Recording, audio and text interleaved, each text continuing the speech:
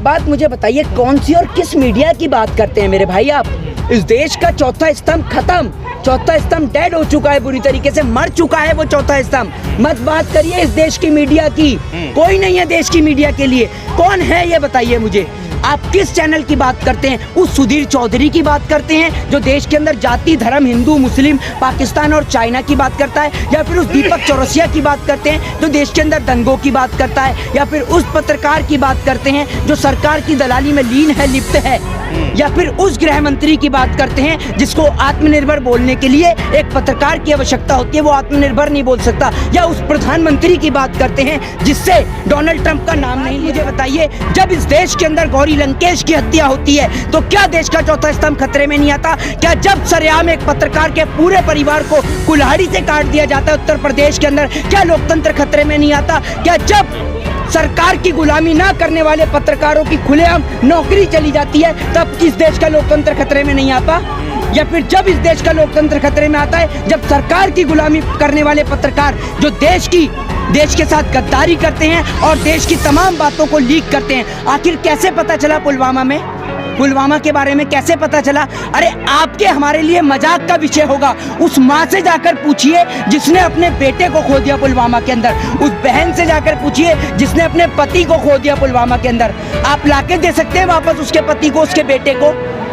अरे अगर देश के अंदर देश के जवान हिफाजत कर रहे हैं सरहद की तो सिर्फ इसलिए कर रहे हैं क्योंकि वो अपनी भारत माँ से प्रेम करते हैं। लेकिन इस देश के चंद गद्दार नेता जो इस देश को डुबाने में लग रहे हैं, इस देश की तमाम खुफिया एजेंसी गोस्वामी जैसे दलाल पत्तल चाट पत्रकार, वो अर्नब गोस्वामी जिसने पूरे देश को सुशांत सिंह राजपूत के मामले में लोगों को आपस में लड़ाया, हिंदू मुस्लिम के मामले में आपस में लड़ाया। आप एक बात मुझे बताइए, आप लोगों के एक सूत्र के कारण कश्मीर से कन्याकुमारी तक पूरे देश के अंदर दंगा हो जाता है, लेकिन आपके सूत्रों का पता नहीं चलता। जरा आज आप भी बताइए, पूरा देश जानना चाहता है कि आपके वो सूत्र आते कहां से हैं।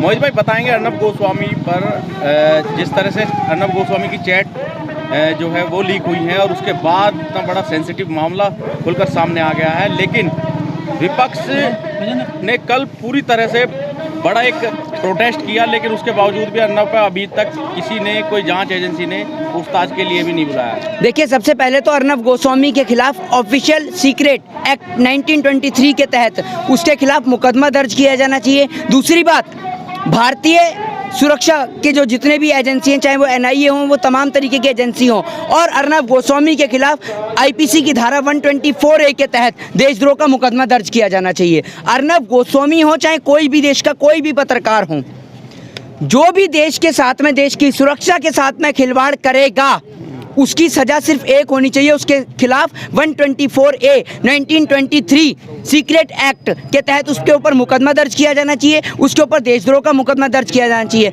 और अर्नब गोस्वामी जैसे दलाल पत्तल चाट पत्रकार, वो अर्नब गोस्वामी जिसने पूरे देश को सुशांत सिंह राजपूत के मामले में लोगों को आपस में लड़ाया, हिंदू मुस्लिम के मामले में आपस में लड़ाया। आप एक बात मुझे बताइए, आप लोगों के एक सूत्र के कारण कश्मीर से कन्याकुमारी तक पूरे देश के अंदर दंगा हो जाता है, लेकिन आपके सूत्रों का पता नहीं चलता। जरा आज आप भी बताइए, पूरा देश जानना चाहता है कि आपके वो सूत्र आते कहां से हैं। बताइए जरा कहां से हैं वो सूत्र। पूरा देश जानना चाहता है कि कहां से हैं आपके सूत्र। आप इतना कह देते हैं सूत्रों के हवाले से पता चलिए, और सूत्रों का कोई अता पता नहीं होता और पूरे देश में दंगे हो जाते हैं। आप लोग सिर्फ इतना कह के कि सूत्र के हवाले से पता चला है कहकर पल्ला नहीं झाड़ सकते। अर्नब गोस्वामी जो सरकार के लगातार पक्ष में रहा है और TRP स्कैम घोटाले में पहले भी उसके ऊपर कई बार बातें उठ चुकी हैं, उसके जो मालिक हैं उनके ऊपर भी तमाम तरीके की FIR दर्ज हो चुकी हैं। दूसरी बात, NIA इस बात की जांच नहीं करता कि आखिर कैसे एक पत्रकार जो 40 से 50 हज़ार रुपये मंथली कमाता है, कैसे ऑडी, मर्सिडीज, फरारी और लैम्बोर्गिनी खरीद लेता है। क्या इसकी जांच नहीं करता है NIA? क्या इसकी जांच इनकम टैक्स को नहीं करनी चाहिए? इन पत्रकारों के घर पे सबसे पहले इनकम टैक्स वालों को रेड करना चाहिए कि कैसे 40 से 50 हज़ार रुपये कमाने वाला पत्रकार देखते ही देखते लाखों करोड़ों रुपया कमा लेता है, और देखते ही देखते एक एंकरिंग करने वाला पत्रकार एक चैनल का मालिक बन जाता है। क्या इस बात का सवाल खड़े नहीं होते हैं? TRP घोटाले में मिस्टर गुप्ता जो रहे हैं, जो CEO थे बार के, उनको आज जमानत देने से मना कर दिया है मुंबई हाई कोर्ट ने। अब ऐसे में ये सवाल उठता है कि जहां बार के सीईओ एक तरफ अपनी जमानत के लिए अर्जी लगा रहे हैं, अपनी जान बचाने के लिए, लेकिन वहां अर्नब गोस्वामी तक अभी तक कोई नहीं पहुंच पा रहा। अगर आप अर्नब गोस्वामी की चैट को एक बार ठीक ढंग से पढ़े ना, तो आप ये देखिए अर्नब गोस्वामी ने जो सूचना प्रसारण मंत्रालय जो प्रकाश जावड़ेकर हैं उनको लेकर क्या कहा है, पूरा देश आज देख रहा है उनकी चैट के जरिए। एक बात मुझे बताइए, ये वही प्रकाश जावड़ेकर हैं जब अर्नब गोस्वामी को गिरफ्तार किया जाता है तो ये दुहाई देते हैं देश के चौथे स्तंभ की कि आज महाराष्ट्र के अंदर देश का चौथा स्तंभ खतरे में आ गया है। एक बात मुझे बताइए, जब इस देश के अंदर गौरी लंकेश की हत्या होती है तो क्या देश का चौथा स्तंभ खतरे में नहीं आता? क्या जब सरेआम एक पत्रकार के पूरे परिवार को कुल्हाड़ी से काट दिया जाता है उत्तर प्रदेश के अंदर, क्या लोकतंत्र खतरे में नहीं आता? क्या जब सरकार की गुलामी ना करने वाले पत्रकारों की खुलेआम नौकरी चली जाती है तब इस देश का लोकतंत्र खतरे में नहीं आता? या फिर जब इस देश का लोकतंत्र खतरे में आता है जब सरकार की गुलामी करने वाले पत्रकार जो देश के साथ गद्दारी करते हैं और देश की तमाम बातों को लीक करते हैं। आखिर कैसे पता चला पुलवामा के बारे में कैसे पता चला? अरे आपके हमारे लिए मजाक का विषय होगा, उस माँ से जाकर पूछिए जिसने अपने बेटे को खो दिया पुलवामा के अंदर, उस बहन से जाकर पूछिए जिसने अपने पति को खो दिया पुलवामा के अंदर। आप लाके दे सकते हैं वापस उसके पति को, उसके बेटे को? अरे अगर देश के अंदर देश के जवान हिफाजत कर रहे हैं सरहद की तो सिर्फ इसलिए कर रहे हैं क्योंकि वो अपनी भारत माँ से प्रेम करते हैं। लेकिन इस देश के चंद गद्दार नेता जो इस देश को डुबाने में लग रहे हैं, इस देश की तमाम खुफिया एजेंसी क्या कर रही थी? आप एक बात बताइए, आप एक पोस्ट रिलीज कर दीजिए फेसबुक के ऊपर, उसको लेकर आपको पुलिस, क्राइम ब्रांच, उस तमाम तरीके की खुफिया एजेंसी उठाकर ले जाती है। अर्नब गोस्वामी की चैट को लेकर अब तक उसके ऊपर कोई एक्शन क्यों नहीं ले रही?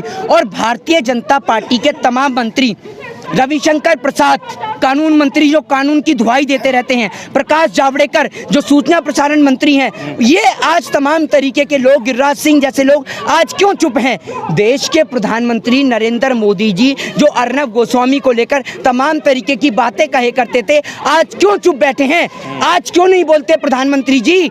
इसलिए नहीं बोलते कि क्योंकि आपके नेता का किसी का बेटा सरहद की हिफाजत में नहीं है। और अगर उसी पुलवामा अटैक के अंदर किसी नेता का बेटा मर गया होता ना, और ये सरकार बीजेपी के अलावा किसी और की सरकार होती, तो स्मृति ईरानी जैसे नेता सड़क पे ढोंग धतूरा मचा देते, सड़क के ऊपर ये लोग लेट जाते, उठते नहीं। लेकिन आज अगर इनकी सरकार है तो ये लोग चुप क्यों बैठे हैं?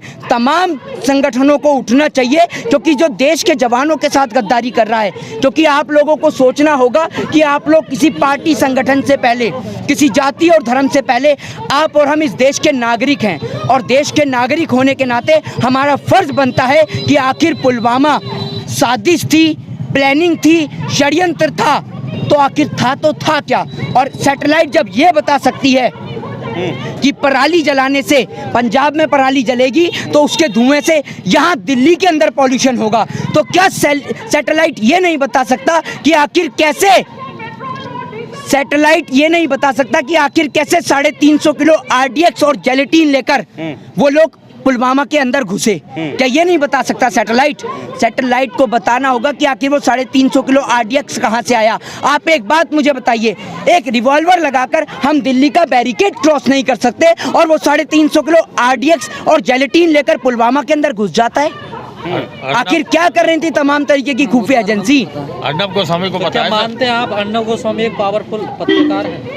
Arnab Goswami is not a powerful reporter. Arnab Goswami के ऊपर हाथ है तो देश की सरकार का, दलाली है तो देश की सरकार की। अर्नब गोस्वामी कोई पावरफुल पत्रकार है? अरे एक बात बताइए, महंगाई के मामले पे, मुद्दे पे तब तो ये लोग बोलते नहीं है। क्यों नहीं बोलते? जब देश के अंदर बहन बेटियों के साथ बलात्कार होता है तब ये लोग नहीं बोलते। एक बात बताइए, आप लोग अगर पत्रकारिता करते हैं जरा ये तो दिखाइए, करोड़ों रुपए की सरदार पटेल की मूर्ति बन जाती है, स्टैचू ऑफ लिबर्टी खड़ा हो जाता है, ठीक है, करोड़ों रुपए लगा के प्रधानमंत्री मोदी का कार्यालय बन जाता है, करोड़ों रुपए से नई संसद बन जाती है, और भगवान श्री राम के नाम के पे भगवान श्री राम को धूमिल करने के लिए ये लोग चंदा मांगते हैं। अरे वो राम जिसने आपको और हमें बनाया है उसके नाम पर चंदा मांग रहे हैं ये लोग। अर्नब गोस्वामी जैसे दलाल पत्रकारों को IPC की धारा 124A और 1923 एक्ट के तहत इनके खिलाफ देशद्रोह का मुकदमा दर्ज होना चाहिए और इन्हें जल्द से जल्द जेल में डाला जाना चाहिए। अच्छा, लेकिन वजह क्या है? विपक्ष भी खामोश है, सत्ताधारी भी खामोश है, मीडिया भी चुप है, कोई बोल क्यों नहीं रहा अर्नब के खिलाफ? आप एक बात मुझे बताइए, कौन सी और किस मीडिया की बात करते हैं मेरे भाई आप? इस देश का चौथा स्तंभ खत्म, चौथा स्तंभ डेड हो चुका है, बुरी तरीके से मर चुका है वो चौथा स्तंभ। मत बात करिए इस देश की मीडिया की, कोई नहीं है देश की मीडिया के लिए। कौन है ये बताइए मुझे।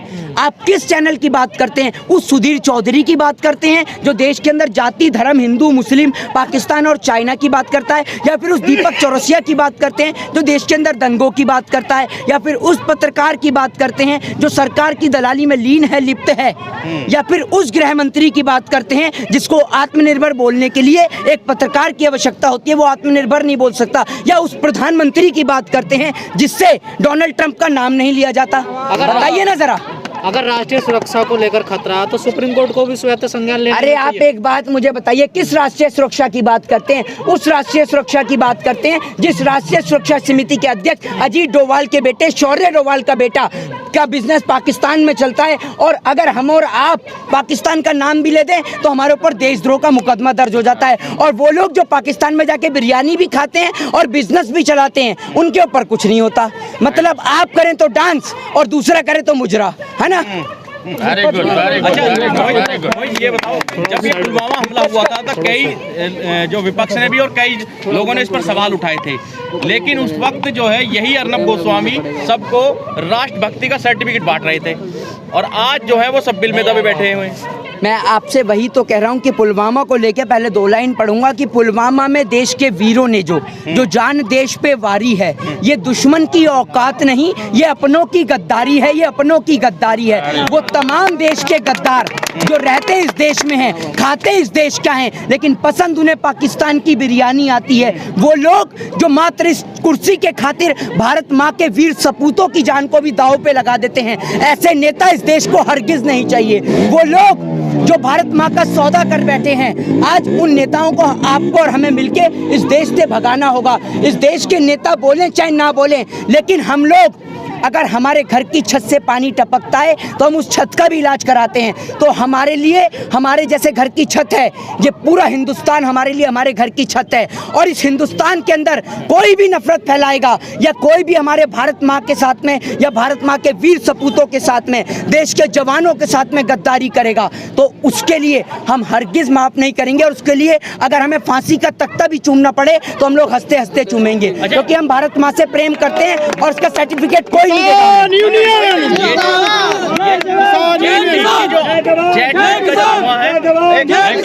जेट लीग का जो धुआं है, ये कहीं उस वक्त नहीं दिखाई देने लगा था इनको जब डीएसपी जो देविंदर है उसको उसके आतंकवादियों से लिंक निकले थे। डीएसपी देविंदर सिंह अगर दिल्ली के अंदर हिजबुल मुजाहिदीन के आतंकी को लाने में कामयाब होता तो दिल्ली के अंदर भी कोई पुलवामा जैसी घटना घट चुकती थी। आपने कभी सोच के देखा है अपने जहन में? जरा इन तारीखों को मैच करके देखिएगा। देश के तमाम लोगों से निवेदन है, इन तारीखों को मैच करिएगा और देश के अंदर चुनाव की तारीख को मैच किएगा।